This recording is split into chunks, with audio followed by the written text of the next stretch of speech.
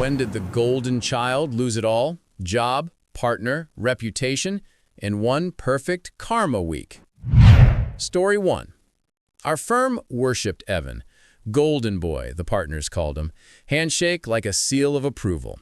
He'd breeze into product meetings late, drop a buzzword grenade like, "We need a frictionless funnel," then leave with credit for stuff the rest of us built at 2 a.m. I was the anonymous deck mule, cleaning slides, fixing data. Monday, a Fortune 500 pitch.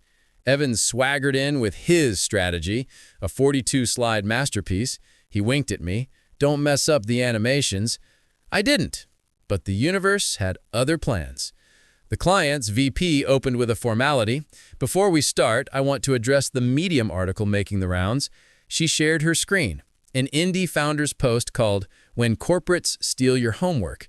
Side-by-side screenshots, our deck versus hers from 6 months ago. Identical graphs, even the typo in the footnote. Statistical. My typo, once. Evan had copied my old internal deck, which I adapted from a publicly posted concept with proper attribution that he'd removed. The VP asked Evan to explain. He'd grinned at me like I'd bail him out. I didn't. Silence ate the room. Meeting ended in 9 minutes. By lunch, the Medium post hit LinkedIn, then Twitter.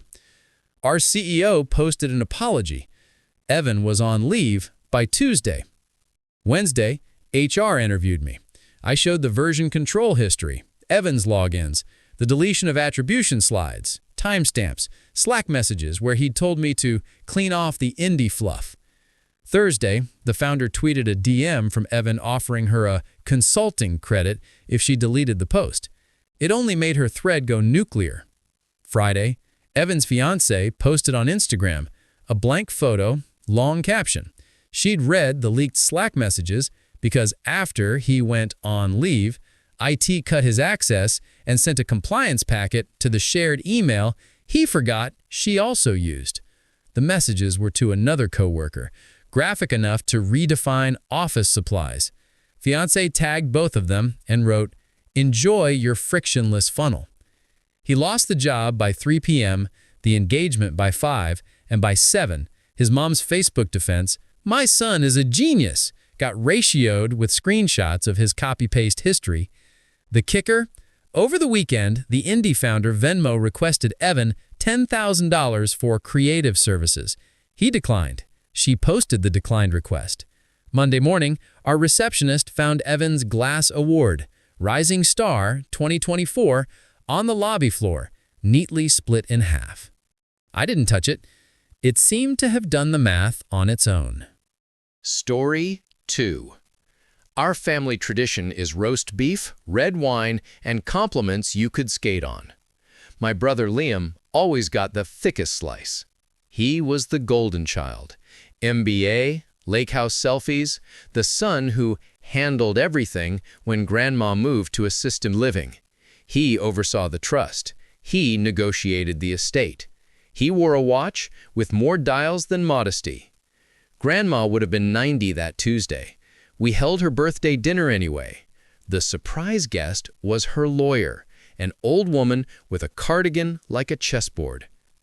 "Margaret asked me to deliver a message on her next birthday," she said, setting a tablet beside the candles.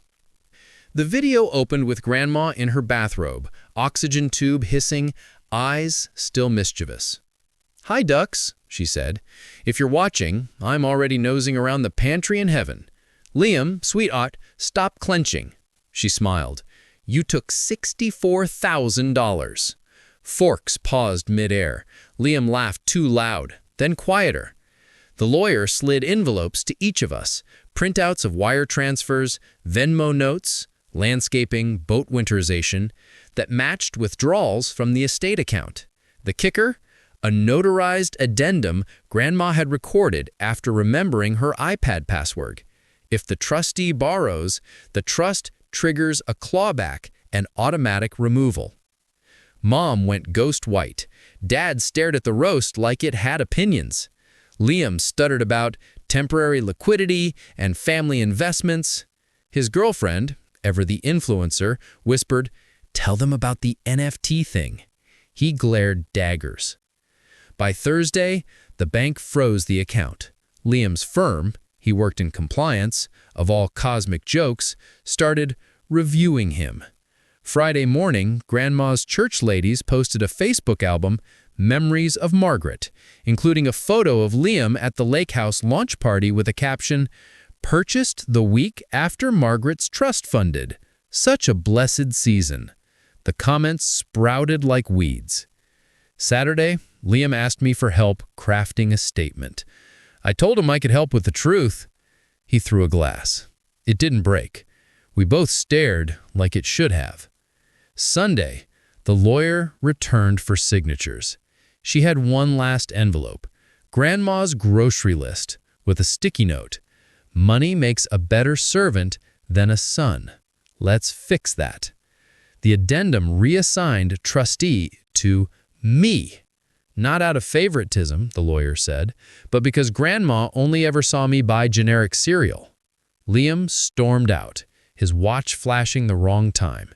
The roast went cold, but the house felt warmer. The golden child wasn't hungry anymore. Story 3. James was the prince of PTA. He never showed for dentist appointments, but somehow cut every ribbon at every fundraiser. He called himself a full-stack dad on Facebook. After he cheated, he pivoted to conscious uncoupling quotes like a cult salesman at a yoga retreat. We agreed to 50-50 until he filed for primary custody, implying I was unstable due to therapy and a prescription I've had for years. Monday, temporary hearing. James arrived with a new suit and a performance. He sweet-smiled at the judge, nodded at the clerk like they were old friends. He said the children need consistency. I said I had the calendar. Tuesday, his lawyer served me evidence of my supposed lateness, screenshots of texts cropped to erase his "be 5 minutes early, I'm running late" messages. I cried in my car. Then I stopped crying and logged into the family iPad. Wednesday, our daughter Liv, 9, asked if she could bring her science project to court because grown-ups understand graphs. She had made a chart: who packs lunches, who attends pediatric visits, who remembers allergy meds. The colors were brutal. Thursday, our son, Noah, 11, asked me if he could tell the truth. "Dad says that's ungrateful," he whispered. I said, "Sometimes the truth is gratitude for your own life." Friday, court. James testified smoothly. Then my attorney asked to admit Child's Exhibit A, the chart. The judge's eyebrows did an inchworm. Next, we played a Ring camera audio clip from my porch. James, last month, telling his buddy, "I'll look like a hero if I take the kids more. Court loves a hero." He laughed in a way I'd never heard before, like swallowing someone else's air. James went pale, then red. He blurted, "That was a joke." The judge called recess. In the hallway, PTA moms avoided eye contact like it was contagious. Back in session, the judge recalculated primary custody to me, immediate family therapy, and a stern warning to James about presentation versus participation. The order hit the docket by 4 p.m. Saturday, James's company, where he chaired Ethics Week, removed his photo from the homepage. Sunday, someone from the PTA posted the court order link in the group chat by accident. The thread exploded, then went silent. The kids and I made pancakes for dinner. Liv added sprinkles for confetti. Noah asked if this is what fairness feels like. I said, sometimes fairness feels like losing a show and winning your life. The pan hissed. My phone buzzed. James texted, "Can I talk to the kids?" Noah read it and said, softly, "Maybe next week, when he's done acting." Story 4. I was bridesmaid number 3, the one with safety pins and ibuprofen. The bride, Tessa, had a brother, Kyle, family golden child, startup wonderkind with a podcast voice. He was also the groom. His vows were allegedly spontaneous, which is Kyle for rehearsed in the mirror. The ceremony was in a twinkly barn, mason jars like captive stars. 10 minutes before the processional, the AV guy whispered, "Can someone confirm which video is the slideshow?" There were two files, KNT Memories Final and KNT Memories for Review. I pointed to Final. He nodded. We walked. The music swelled. Kyle took Tessa's hands. He started, "You Are My Always." The projector hummed alive behind them. Instead of baby photos, a screen of iMessage bubbles appeared. A familiar blue, Kyle's. The gray, Mara, VP Marketing. Time-stamped nights, hotel addresses, one more kiss emojis, then a photo, him shirtless in the mirror, the outline of a wedding tux bag in the background. A baby pink suitcase sat on the hotel bed. Mara's, we later learned. Gasps rippled like a wind change. The AV guy froze. Tessa didn't. She squeezed Kyle's hands harder. She said, "Keep going." His voice steady. He stammered. She nodded to the back. "Play it all." The slideshow continued. Expense reports from his startup, client meetings, at the same hotel month after month. A Slack export with his name removing audit flags. Last slide, a screenshot of a scheduled wire to MM Consulting for $25,000. The memo line, brand activation. The date, Monday. Tessa released Kyle's hands and took the mic. "This is the for review file," she said, eyes on Mara in the second row, who was already shrinking. "The final is a montage my cousin made, but I wanted to review this first, with everyone." Someone sobbed. Kyle's mother started toward the aisle. Tessa held up a palm without looking. "Wait." She turned to the officiant. "We won't be needing the vows." By Tuesday, Kyle's board had accepted his resignation. By Wednesday, Mara updated LinkedIn to "Seeking New Opportunities." Thursday, the wire triggered an investigation. The bank froze it. Friday, a new video surfaced. It was Tessa, last weekend, meeting with the AV guy and Kyle's junior accountant who'd reached out to her after a panic attack. The accountant said, "I can't be complicit." Tessa nodded and handed him a tissue. The internet called it savage. I called it sacrament. The twist? After the guests went home, Tessa's dad wheeled out the real projector and played the real slideshow. Baby Tessa in sticky popsicle summer, teenage Kyle teaching her to ride a bike. We cried. Then he took the reel and handed it to her. He said, "This one is yours. It always was." Story 5. Our neighborhood's HOA president, Marco, was a golden statue in a polo. He fined people for trash cans showing like he was protecting national secrets. He posted drone shots of non-compliant lawns. He had a realtor smile and an accountant job downtown where, rumor had it, he never missed a bonus. Monday, the catalytic converter theft started. 3 houses hit. Marco posted a safety bulletin on Nextdoor with tips and exactly the license plate of a suspicious gray sedan. Tuesday, my doorbell camera caught someone in a hoodie chalk marking my tire at 2 a.m. The stride looked like Marco's jog. I watched it twice. Then I watched it with my engineer boyfriend, who said, "That's not chalk, that's a code for tow trucks." Wednesday, an elderly neighbor, Mrs. Patel, knocked on my door with a tin of sweets and a folder. Inside, letters from Marco to her threatening legal action over her unpainted fence, alongside estimates from a landscaping company that shared a mailing address with Marco's cousin. She whispered, "He said if I pay the expedited compliance fee, it goes away." Receipts showed Zelle to Marco's personal email. Thursday, I posted to Nextdoor.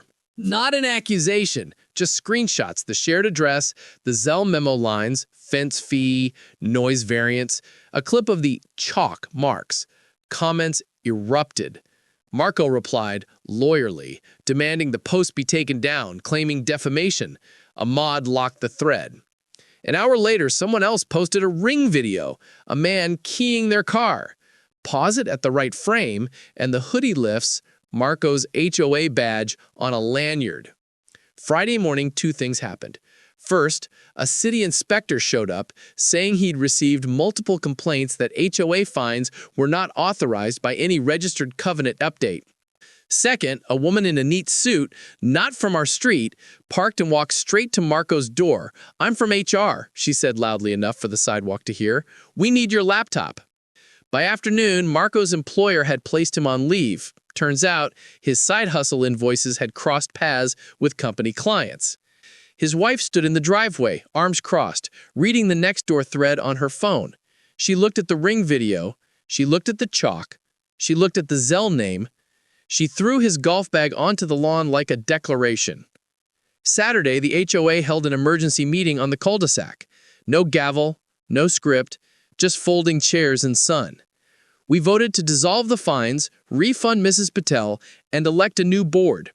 Marco tried to speak. The city inspector interrupted. "Sir, we'll do this at the station." He wasn't arrested yet, but he left with the inspector and a box of files.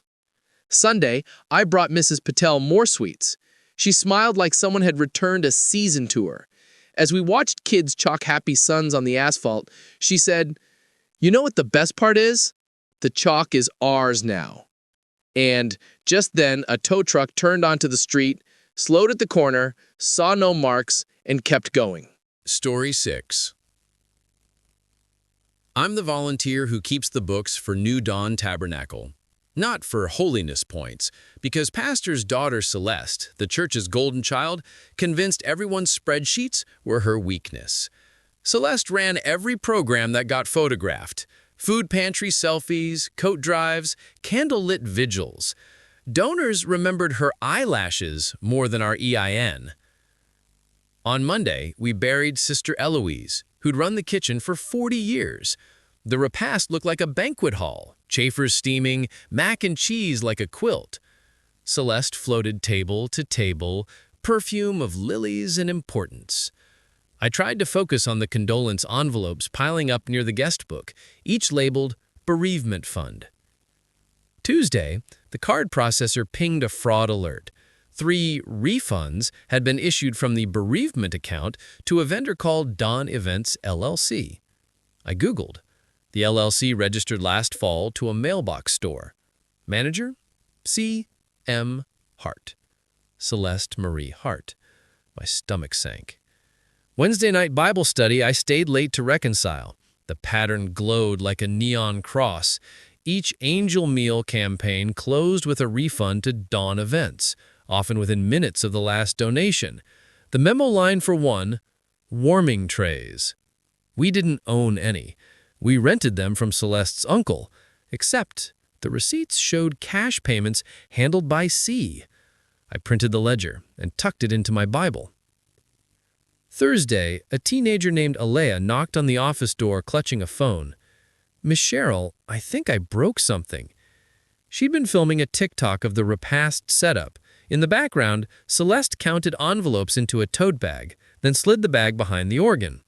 When Alea posted the montage, choir harmonies over clinking silverware, she didn't notice the money. But the comments did. Someone recognized the Dawn Events logo on the side of a van. The video was at 80K views by dinner time. Friday, the board met. Celeste arrived in white, like she was Innocence's bodyguard. She denied everything. I put my Bible on the table, pulled out the ledger, the LLC registration. Alea's video paused mid-count. Pastor Hart closed his eyes like prayer was a mute button.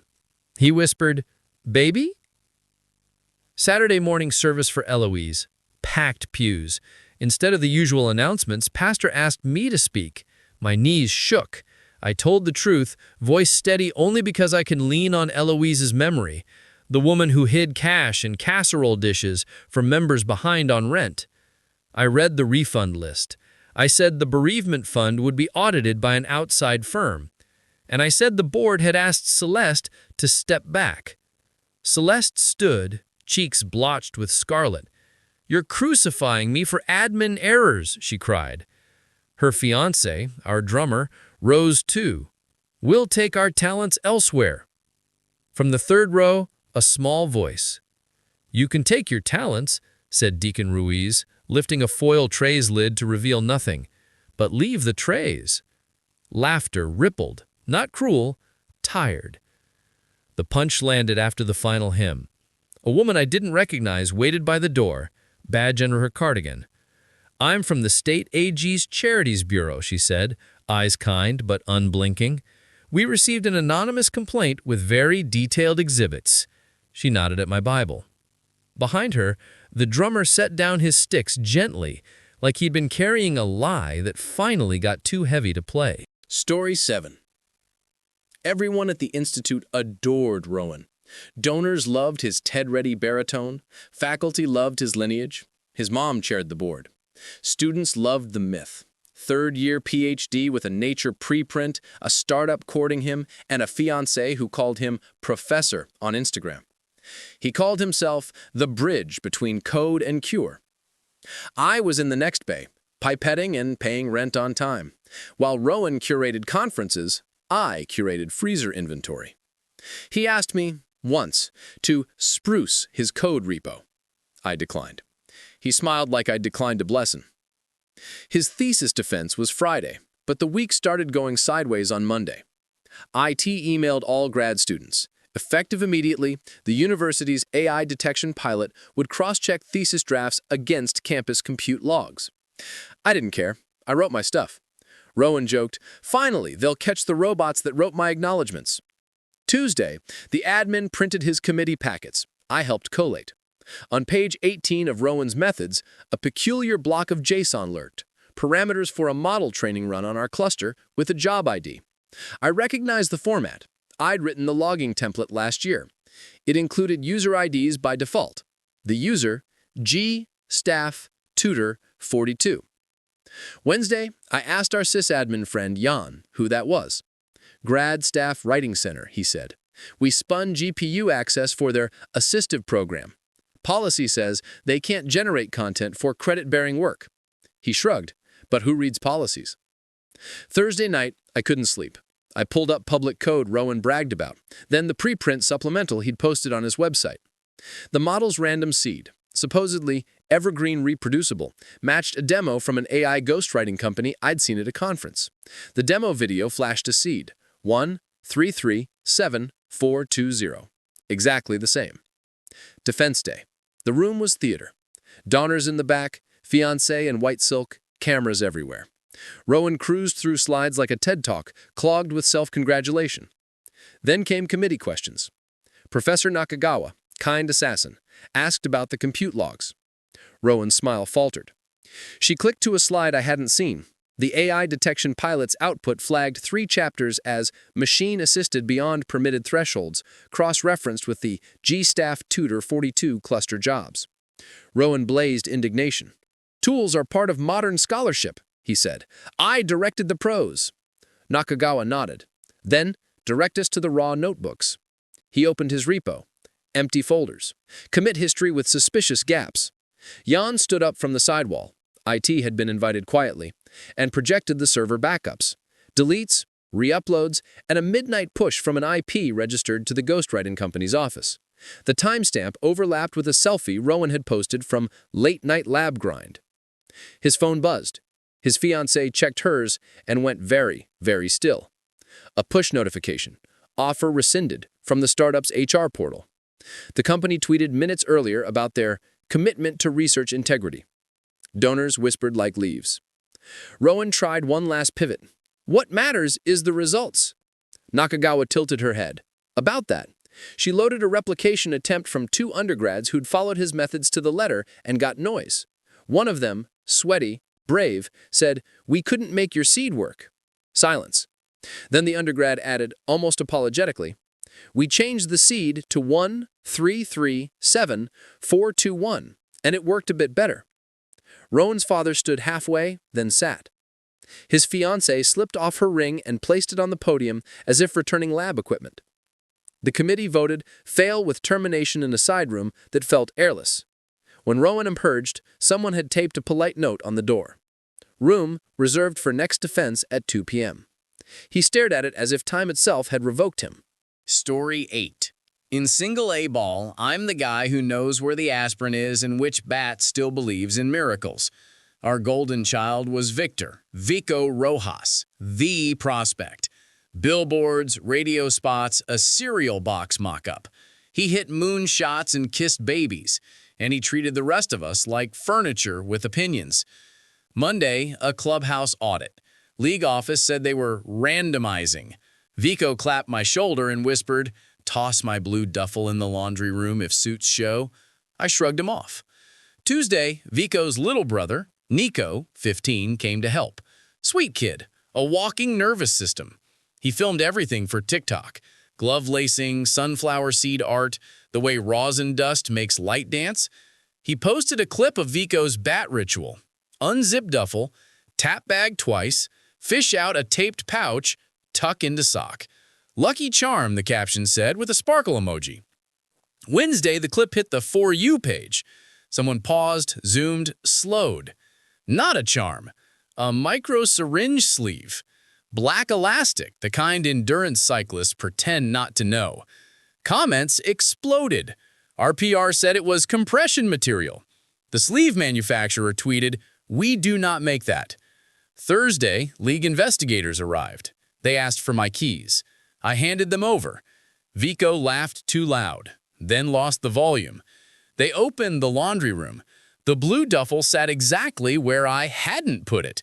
Inside, 2 empty sleeves, ampules labeled in a language that doesn't need translation to mean advantage. Vico went from bronze to chalk. Friday's game, the stadium packed to watch a redemption arc. Vico sat with tightness. 7th inning, we're down 1. Our cleanup guys struck out like a plot twist with no foreshadowing. Coach turned to me. "Who's got a bat with a heartbeat?" I looked at the bench warmer who never gets his name on the promo magnet. Luis Pena. 2 kids, quiet eyes. I fetched the warded maple he loves. When he stepped up, the crowd didn't bother standing. On the first pitch, he carved a line drive into the gap so clean, the ball seemed relieved. 2 runs scored. We won by 1. After the handshake line, Vico's girlfriend, the local weather anchor, stood by the tunnel. Mascara bulletproof, jaw set. She said, "We're done," handing him a grocery bag with his hoodie, his framed minor league card, and, for reasons I'll never understand, a tiny cactus. "You can keep the needles. I'm keeping the plant." Saturday, the team statement dropped. Rojas suspended pending investigation. The cereal company quietly replaced his mock-up with a cartoon toucan. The twist didn't come from the league. It came from Nico. He went live, eyes red, voice shaking. He said, "I thought I was filming a cool routine. I didn't know. I'm sorry." Then he did a brave, awful thing. He put his phone down and hugged Vico on camera. "Stop," he whispered. "You're good enough when you're just my brother."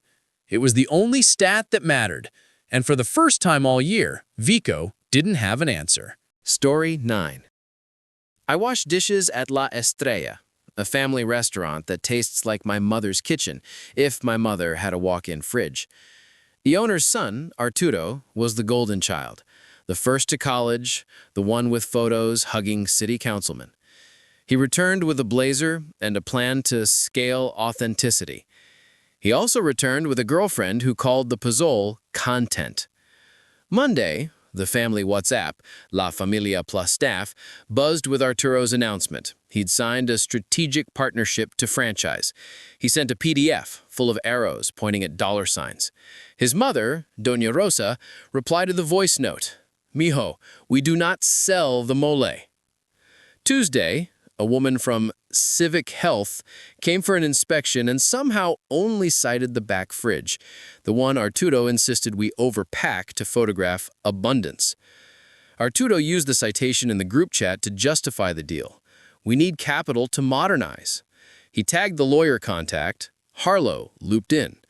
Wednesday midnight, I was scrubbing the salsa pots when I heard Arturo whispering on the back steps. Through the cracked door, "Yes, sweetheart, once it's in breach, they have to sell. 2 violations triggers the clause." A pause. "Of course I love you, but we can't be public until it closes." The voice purring back wasn't the girlfriend who renamed Pazol, it was the inspector. Thursday, Rosa gathered us before lunch. She played the voice memo I'd recorded. We stared at the tiles like they might explain betrayal. Rosa did not cry. She posted the audio in the group chat with one line. "Es tu estrategia?" Arturo went silent for 30 minutes, then returned with a lawyerly paragraph about misinterpretation. Friday at 5 p.m., the partner arrived with papers. The logo on his folder matched a chain that sells microwave tamales. Arturo's girlfriend, different from the inspector, walked in from the other side. Heels like gavel strikes. She beamed at the partner and kissed him. "We did it," she said. The room inhaled the truth. Rosa lifted a hand. "We have something too." She'd called a community lender and the Mercado Co-op. They offered a bridge loan if staff would buy in. The dishwasher, me, the prep cook, the line duo, and 3 cousins signed pledges to become worker owners. Rosa pulled out her own folder. Photos of the inspector taking cash at another restaurant. Timestamps matched to her city car GPS. A councilwoman, who actually eats with us, stepped from the booth like a plot device you forgot you planted. She said, "I'll take that," collecting the photos. The partner blustered. The inspector blanched. Arturo laughed like falling glass. Then, the twist. The oldest server, Lucia, Arturo's aunt, stepped forward and placed a deed copy on the table. "Your abuela added a clause," she said. "Transfer requires unanimous consent of bloodline and staff with 5+ years."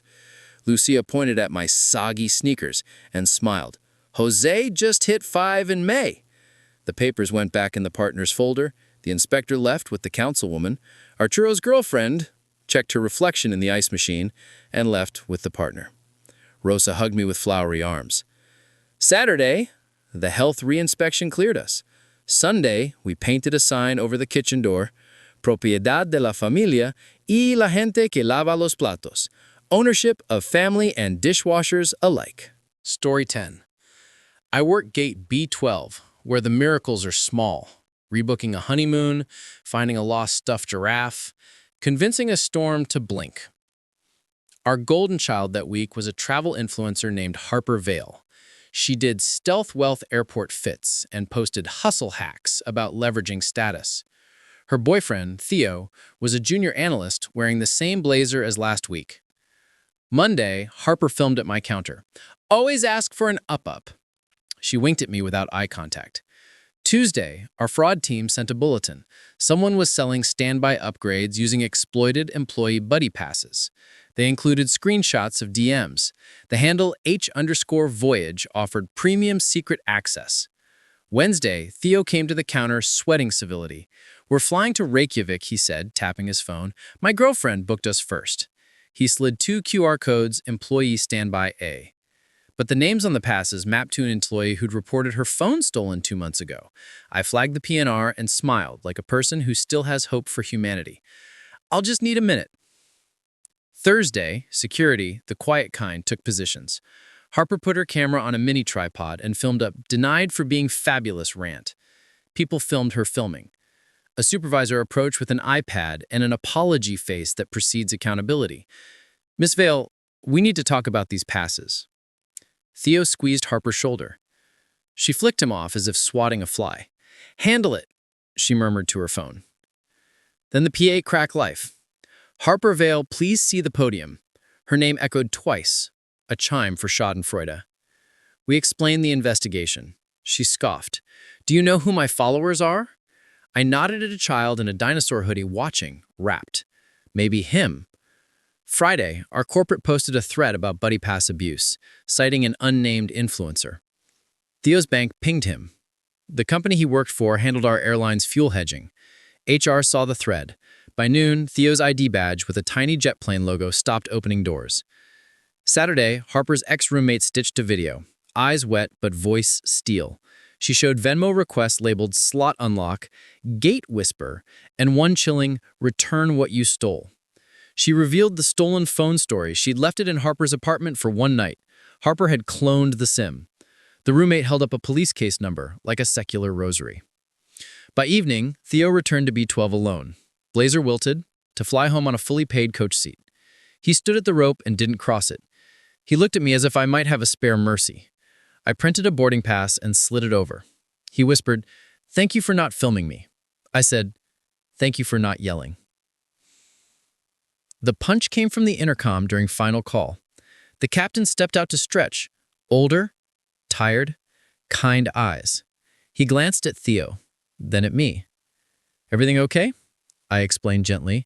He nodded, a muscle in his jaw thought about being a fist. He said, "My kid lost his job over this. The stolen phone belonged to his daughter, a ramp agent.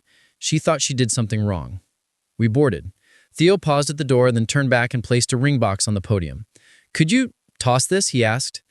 He didn't trust himself to carry it anymore. I slipped it into the drawer with orphan sunglasses and a single baby shoe. Out on the tarmac, the captain touched the side of the plane like it could feel. For a second, I believed it could. Story 11. When people said Elias is the golden child, they didn't mean his parents. They meant the entire accelerator orbiting his hoodie. He had the hair, the TEDx cadence, the knack for repeating your idea back to you with better lighting. I wrote the back end. He wrote the newsletters that made investors cry about democratizing compute. Monday, our acquisition term sheet went from yellow to green. The big company loved our real-time diff engine, my baby that made code reviews feel like time travel. Elias swaggered into all hands like a hype man for Destiny. He announced retention bonuses like confetti. He hugged me in front of everyone and whispered, "Don't go all artisan on me. We need enterprise energy." Tuesday, their compliance team flagged a license question. Small thing, they said. A dependency in our engine listed GPL headers in an old commit. I said we'd replace that module 18 months ago. No problem. Except the diff history showed a weekend where our repo did a strange dance. Delete, re-add, squash. Commits tagged, cleanup by Eli. He grinned. Just housekeeping. Wednesday, an email arrived from a developer named Ketch, a legend in the open source scene. Polite, surgical. Why does your core module contain non-attributed blocks from my project? He linked hashes that matched our private code. The only way he could know was if someone had messaged him, or if someone had forked us in the dark. I tore through the logs. Our CI had pushed a private build to a temporary bucket at 3:11 a.m. on Sunday, a minute after Elias sent me a Slack. Sleeping like a baby, ship it. The upload came from his API token. He said it must be an automation ghost. I said ghosts don't two-factor.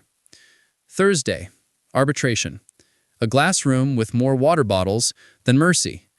Big company counsel, Ketch on Zoom, our board, and Elias in a sweater that said founder like a birthmark.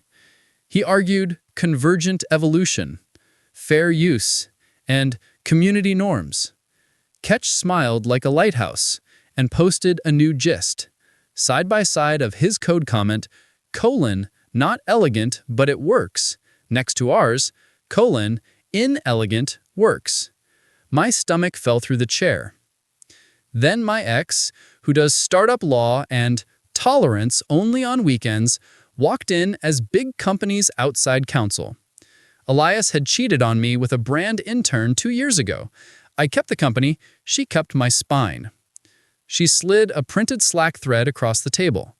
Elias DMing a contractor to strip the OS stink and rewrite nouns, keep verbs. He'd promised equity that didn't exist. The contractor replied, "This is still theft."